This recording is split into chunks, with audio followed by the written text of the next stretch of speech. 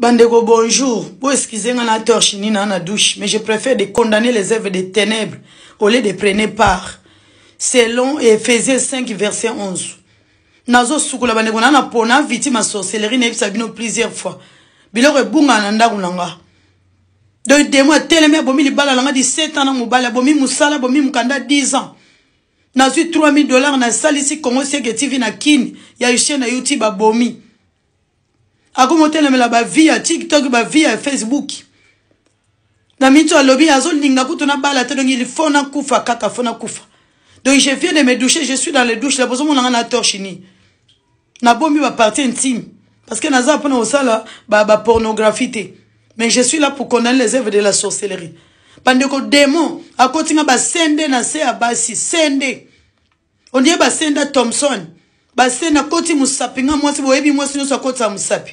Basende pemene musu pemene col d'iterisi musu mipandi do so na lali na mbale na zaboye. Mobali so meki kara penetre ngai fa zoka. Botala niveau mutema mabe hein?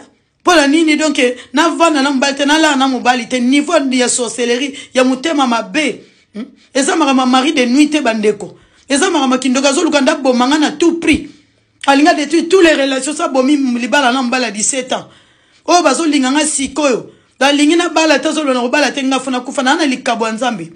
Naza servante na diagonese mais diaba telemelinga na tout prix. Alonga na molima komi na musuni. Le na prière ki 4h du matin na la docteur on a la ginda tianga bambesende. Basende pena bandeko. Basende pena Thompson basende ba tianga ido funa mona gynécologue urgence.